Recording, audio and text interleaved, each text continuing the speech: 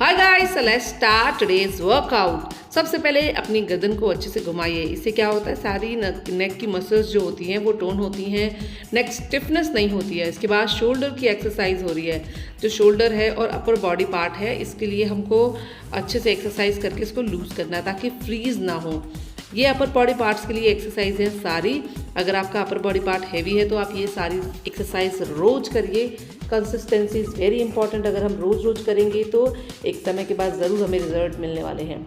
ये सारी एक्सरसाइज हमारी इसीलिए हो रही हैं ताकि हमारा अपर बॉडी फैट रिड्यूस हो। सुबह सुबह उठ के जब मैं एक्सरसाइज करती हूँ तो मुझे बहुत अच्छा लगता है। उस समय थोड़ा सा आलस ज़रूर आता है, उठ के कौन एक्सरसाइज करे, बट इमीडिएटली उसके बाद जब हम एक्सरसाइज करना शुरू कर देते हैं तो हमारी बॉडी को बहुत अच्छा फील होने लग जाता है। पूरे दिन भर लाइट लगता है। ये वॉल पुशअप्स हैं। वॉल पुशअप्स बैक मसल्स को स्ट्रेंथ करने के लिए होते हैं। तो जो मैं कर रही हूँ इससे मेरी बैक की जो मसल्स हैं वो बहुत अच्छे से टोन्ड होती हैं, प्लस उसमें स्टिफनेस नहीं होती है। क्योंकि मैं डेंटिस्ट हूँ तो मुझे सर्वाइकल की प्रॉब्लम बहुत ज़्यादा होने का खतरा है, आगे भी हो सकती है। तो इसके लिए ये सारी जो एक्सरसाइज मैं कर रही हूँ ये मेरी बैक मसल्स को बहुत स्ट्रेंथ देती है।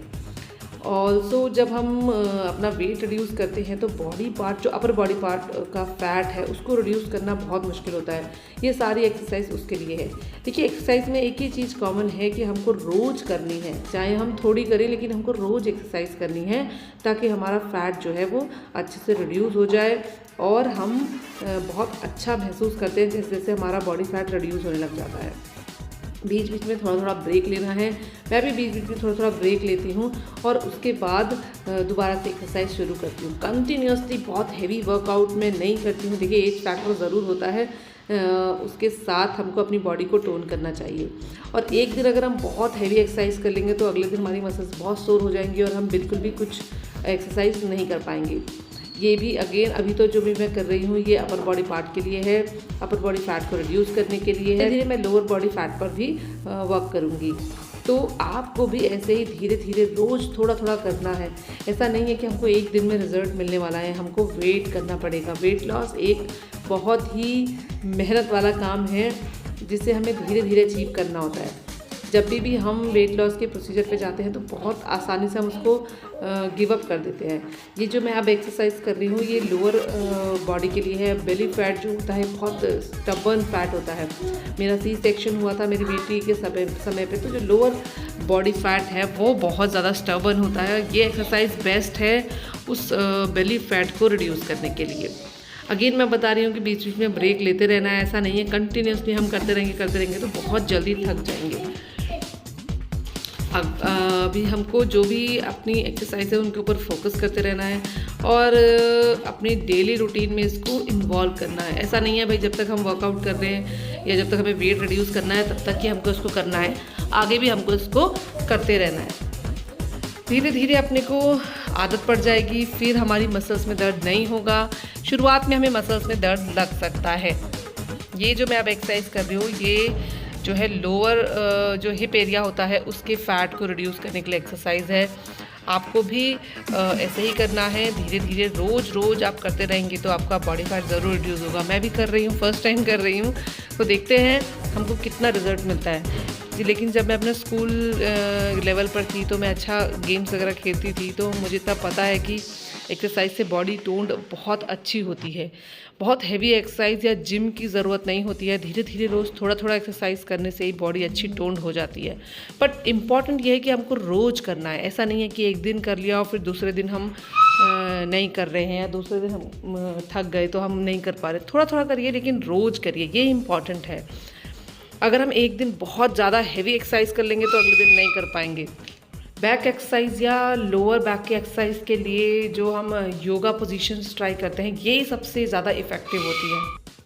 इसलिए योगा पोजीशंस बहुत इंपॉर्टेंट हैं जो हमारी बॉडी के फ़ैट को रिड्यूस करने के लिए, और प्लस ये हमारी बॉडी को फ्लेक्सिबल बनाते हैं। देखिए, जब भी हम जिम में जाते हैं तो जिम में क्या होता है, मसल मास बिल्डअप होता है। लेकिन जब हम योगा करते हैं तो मसल मास बिल्डअप नहीं होता है, हमारी बॉडी में फ्लेक्सिबिलिटी आती है। प्लस एनर्जी की अगर हम बात करें तो योगा में हम ज़्यादा अच्छी एनर्जी इसमें मतलब कैलोरीज़ को रिड्यूस कर पाते हैं एज़ कम्पेयर टू जिम। तो बॉडी फ्लेक्सिबल हो जाती है, प्लस हमारा एक पर्टिकुलर बॉडी बिल्डिंग हमारा मेन एम नहीं है। हम इस समय बस इतना चाहते हैं कि हमारा फैट रिड्यूस हो जाए और हम शेप में आ जाएं। तो इसलिए योगा बहुत अच्छी एक्सरसाइजेस में से माना जाता है और योगा के रिजल्ट बहुत अच्छे माने जाते हैं। तो हमको योगा पर हम फोकस करेंगे।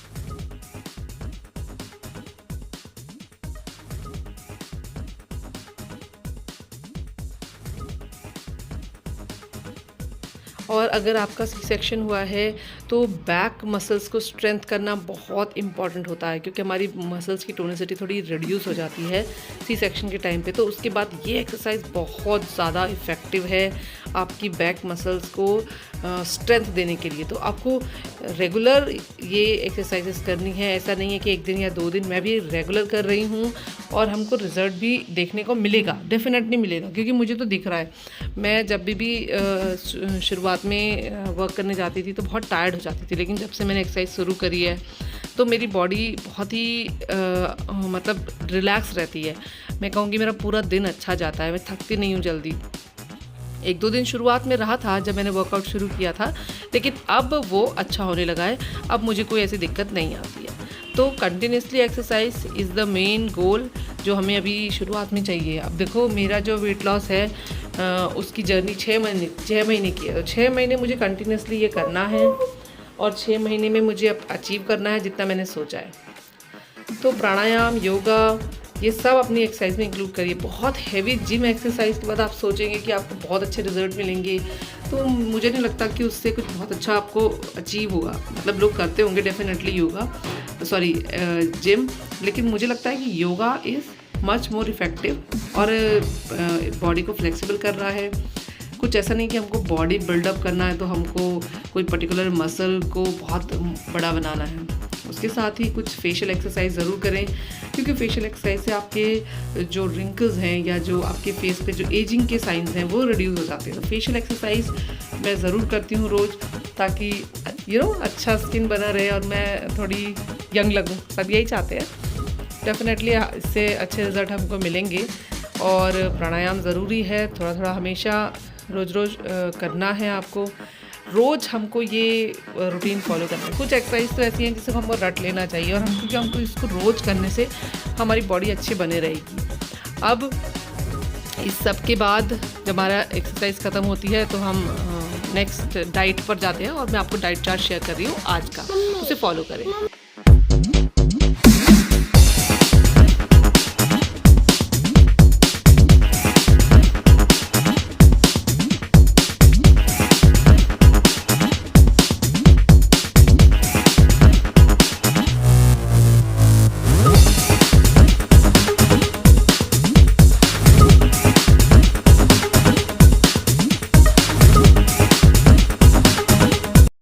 हाय गाइस, सो वर्कआउट आज का ख़त्म हो गया है।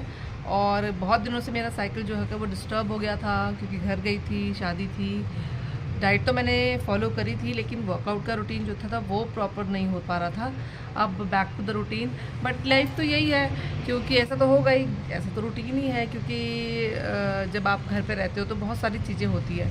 कभी कोई फंक्शन आता है और कभी ऐसा होता है कि भाई आप नहीं कर पा रहे हो उतना पूरा। तो ये सब चीज़ें के साथ हम कितना वेट लॉस अचीव कर पाते हैं ये हमको देखना है। आज मेरी बेटी उठी नहीं है क्योंकि उसको सर्दी खांसी हो रखी है, तो अभी सो रही है। थोड़ा उसको थकी हुई है वो इतने दिनों की थोड़ा थकी हुई भी है वो, मतलब इतने दिन तक बाहर रहे हैं, शादी अटेंड करी है, उसके चक्कर में।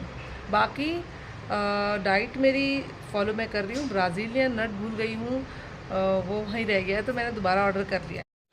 तो अब मैं आपको अपनी क्लिनिक दिखाने जा रही हूँ। ये मेरा क्लिनिक है। सुबह सुबह मैं अपने क्लिनिक पे जब आती हूँ तो बहुत ही फ्रेश फील होता है। I love my work. ये मेरा स्टाफ है और ये मेरा पूरा क्लिनिक है। 2 स्टाफ है मेरे पास, एक रिसेप्शन पे है और एक मेरी असिस्टेंट है। ये हमने बच्चों के लिए एरिया भी बना रखा है। ये वेटिंग एरिया है फ़िलहाल तो। ये मैंने किड्स प्ले एरिया बना रखा है ताकि बच्चे बोर ना हो, मम्मी पापा बच्चों को लेकर आ सके। ये मेरा अपना केबिन है। और इसके बाद हम अंदर जाएं तो ये मेरा वर्किंग एरिया है। ये मेरी डेंटल सेटअप है। 2 डेंटल चेयर है हमारे पास, और इसके साथ ही हमारे पास एक और चैम्बर है। फ़िलहाल तो ये डेंटल चैम्बर ही मैं आपको दिखा रही हूँ। ये जो चैम्बर है ये गायनी का है। यहाँ पर हमारे साथ एक गायनी भी अटैच है और वो भी यहाँ पर बैठते हैं। तो अभी सुबह सुबह का टाइम है तो मैम अभी आई नहीं है। मैं पहुँच गई हूँ, सफाई वफाई सब हो चुकी है और बस ये मैं हूँ और मैं अब जा रही हूँ अपने केबिन में बैठने। बाय बाय आज के लिए।